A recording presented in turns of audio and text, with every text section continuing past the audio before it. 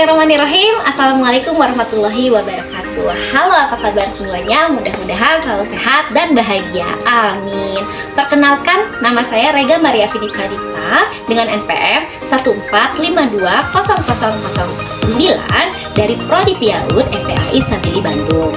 Pada kesempatan kali ini, saya akan membuat video edukasi untuk memenuhi tugas ujian akhir semester pada mata kuliah Strategi Perkembangan Sosial Emosional, Nilai Agama dan Moral Anak Usia Dini yang diampu oleh dosen kita tercinta, Ibu Marinatri Ramadhani Gunawan, MPD. Sebelumnya, jangan lupa like, subscribe, nyalakan lonceng notifikasi, dan share sebanyak-banyaknya ya.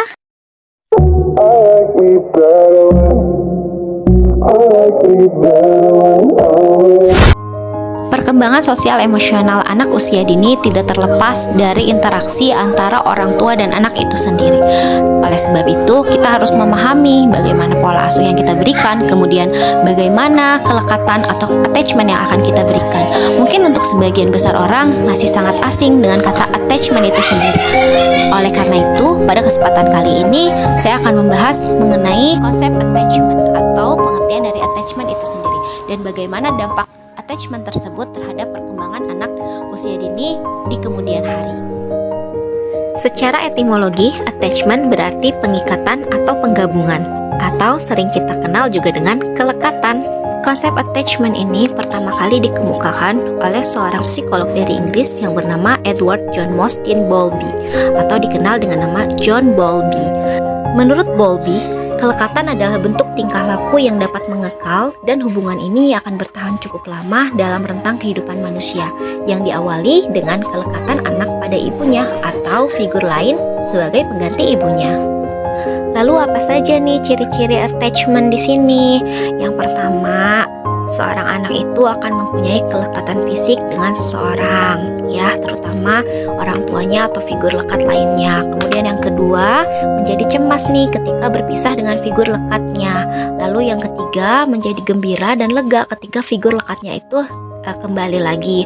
Dan yang keempat, orientasinya tetap pada figur lekatnya walaupun tidak melakukan interaksi. Ada pun ciri-ciri afektif yang menunjukkan bahwa kelekatan itu berhasil. Salah satunya adalah hubungan yang bertahan cukup lama meskipun figur lekatnya tidak tampak dalam jangkauan mata anak, tetapi ikatannya itu tetap ada dan menimbulkan rasa nyaman atau aman terhadap anaknya karena yakin bahwa orang tuanya tetap ada di sampingnya walaupun tidak ada di dalam jangkauan matanya.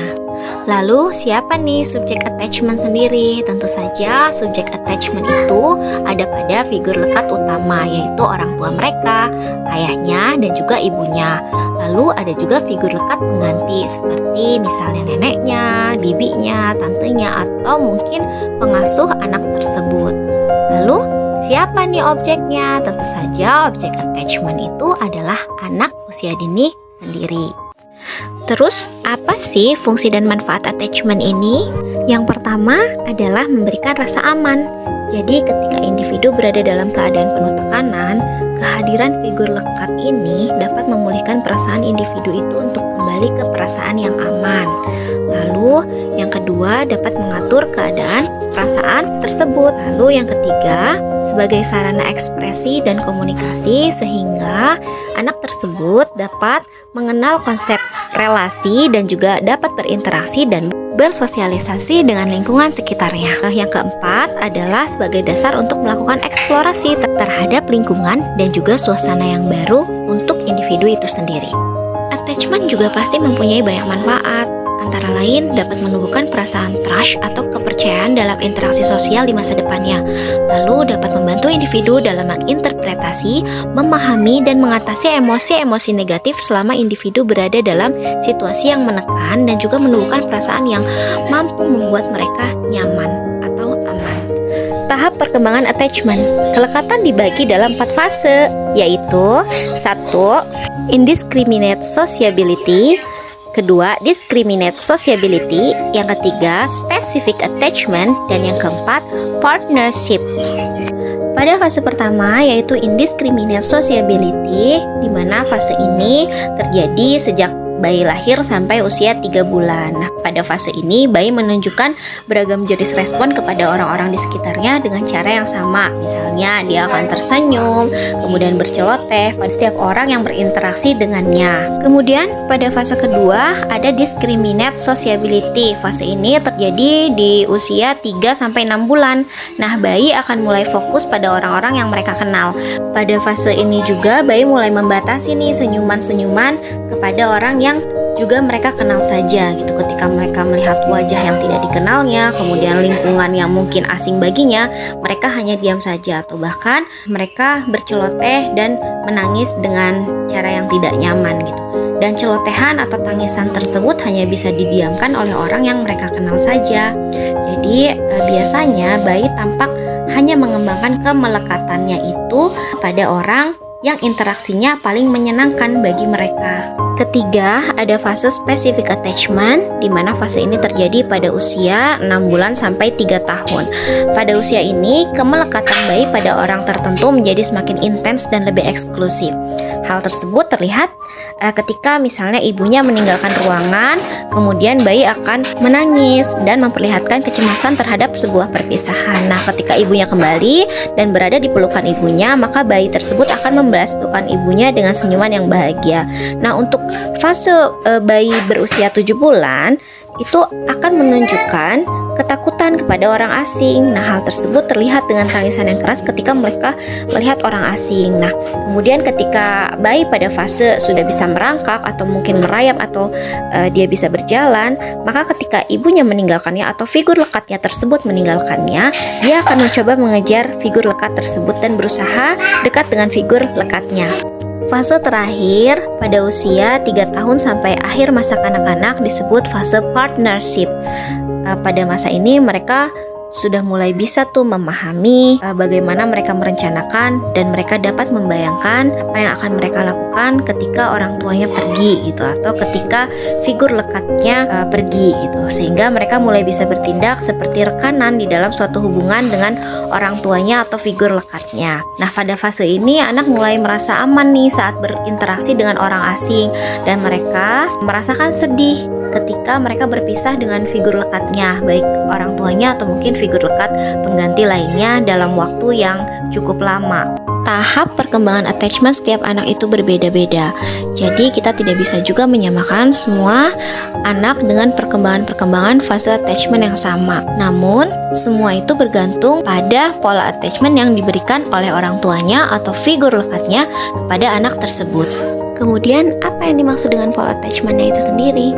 Pola attachment itu adalah sebuah relasi atau hubungan antara individu yang satu dengan individu yang lain secara spesifik yang mengikat dalam rentang waktu tertentu. Dalam hal ini, konsep attachment pada anak usia dini, hubungan yang terjadi antara ibu dan anak, ayah dan anak, atau figur lekat dengan anak, atau mungkin figur lekat pengganti lainnya yang sering berhubungan secara spesifik dengan anak tersebut. Ada beberapa pola attachment atau gaya attachment yang akan kita bahas kali ini. Pertama, ada secure attachment atau pola aman. Nah, pola ini terbentuk dari interaksi antara orang tua dan anak, di mana anak ini merasa percaya terhadap figur lekatnya, khususnya kepada orang tuanya gitu, yang selalu siap mendampingi, kemudian sensitivitasnya baik, kemudian responsif terhadap kebutuhan anak.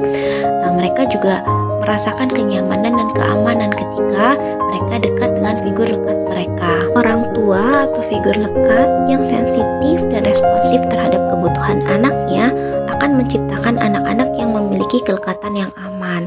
Anak-anak yang memiliki kelekatan baik dengan orang tuanya atau figur lekat utamanya akan memiliki pandangan positif terhadap orang lain, serta memandang dirinya sendiri itu berharga, sehingga anak-anak ini memiliki kepercayaan diri yang lebih untuk meraih keberhasilan dalam hidupnya. Selain secure attachment, kita juga sering mendengar istilah insecure attachment pada konsep attachment ini.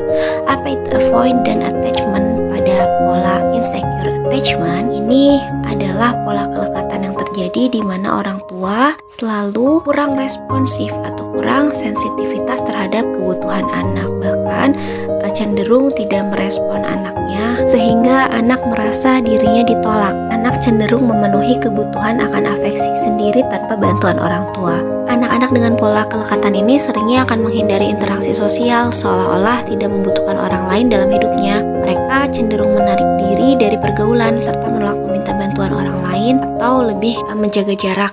Perilaku kemandiriannya ini merupakan upaya anak dalam berjaga-jaga dalam kemungkinan terjadinya stres yang mereka rasa pernah menimpa dirinya saat membuka diri terhadap orang lain, khususnya ketika mereka masih kecil. Nah, lalu kenapa gangguan kelekatan ini bisa terjadi? Tentu saja mereka mengalami penolakan-penolakan dari orang tuanya di masa kecilnya dulu, akibat kurang sensitif dan responsifnya orang tua terhadap kebutuhan anaknya sendiri. Sedangkan ambivalent attachment yang ketiga ini pola cemas atau gelisah. Nah, pola ini terbentuk dari interaksi antara orang tua dan anak, di mana anak merasa tidak pasti nih bahwa ibunya selalu ada dan responsif atau cepat membantu serta datang kepadanya pada saat mereka butuhkan. Jadi di sini terkadang ibunya memiliki sensitivitas atau responsivitas yang baik, tapi terkadang juga tidak. Anak dengan pola ini justru sangat bergantung pada pengasuh utamanya atau figur lekatnya dan memiliki kepercayaan diri yang rendah. Hal ini terjadi ya sebagai bentuk kurangnya kelekatan terhadap orang tua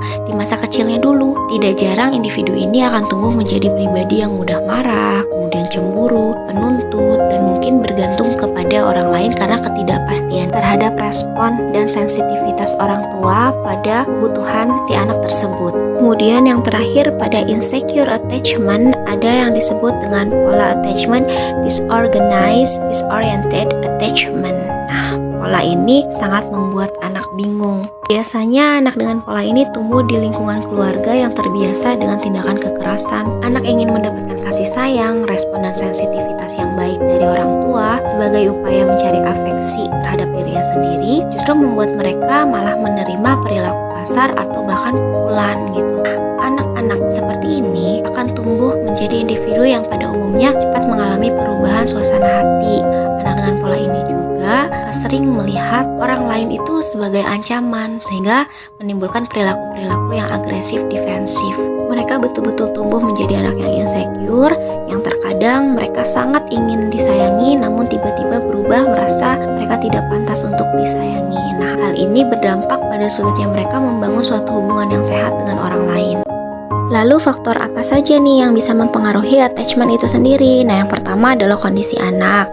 Tentu saja pada pola attachment ini anak harus belajar membedakan ibu, ayah, atau figur lekat mereka dengan orang lain. Contohnya, pada kondisi kesehatannya, penglihatan dan pendengaran anak mempunyai peran penting dalam perkembangan kelekatan yang mendukung kemampuan perseptual mereka. Yang kedua adalah kondisi lingkungan. Lingkungan sebagai tempat berkembang anak harus memberikan kesempatan yang cukup. Salah satu bentuknya adalah bayi harus mendapat kesempatan untuk berinteraksi dengan figur yang spesifik secara terus-menerus, secara tetap, serta mampu memenuhi kebutuhan anak dengan cepat dan tepat. Ketiga adalah temperamen anak. Temperamen ini juga mempengaruhi pola attachment yang akan dibangun oleh anak dan ibunya. Anak yang memiliki temperamen yang tinggi atau mungkin memiliki sifat mudah marah bisa jadi menghambat pola kelekatan yang aman. Hal tersebut sebetulnya tidak akan terjadi apabila ibu atau figur lekat lainnya memiliki keterampilan untuk menghadapi temperamen anak tersebut. Kemudian yang keempat adalah kondisi orang tua itu sendiri. Nah,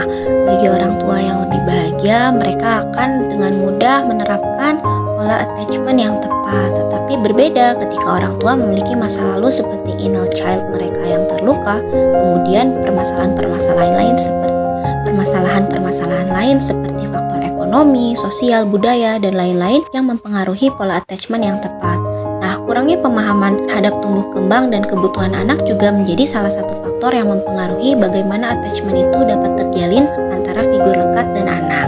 Lalu, apa dampak attachment itu sendiri? Nah, perilaku individu kelak sangat dipengaruhi oleh bagaimana kelekatan yang terjadi antara orang tua atau figur lekat utama dan individu tersebut, yaitu anak. Pengalaman kelekatan ini memberikan sumber informasi untuk anak agar mereka mengenal diri sendiri dan juga konsep diri sendiri. Nah, hal ini menunjukkan bahwa pola kelekatan yang tepat antara antara orang tua dan anak akan memberikan kontribusi terhadap proses terbentuknya kecerdasan sosial, emosional, nilai agama, dan moral pada anak. Lalu bagaimana jika tanpa kita sadari ternyata kita menerapkan pola attachment yang kurang tepat kepada anak kita? Nah, apakah sudah terlambat? Tentu saja tidak ya ayah bunda, tidak ada kata terlambat untuk memperbaiki diri.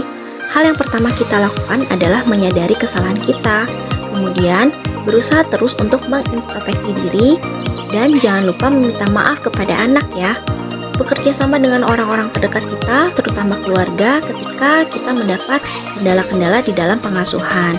Dan juga jangan pernah menyerah untuk mencari ilmu demi anak-anak kita tercinta, dan berusaha untuk tetap konsisten menjadi orang tua yang responsif dan sensitif terhadap kebutuhan anak-anak kita, agar semua aspek perkembangan anak tercapai secara optimal, insya Allah.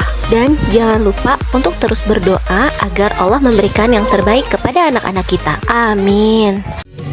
Alhamdulillahirrahmanirrahim. Terima kasih sudah menyaksikan video ini.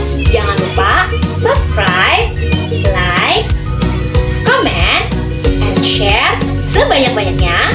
Semoga video ini bermanfaat bagi kita semua.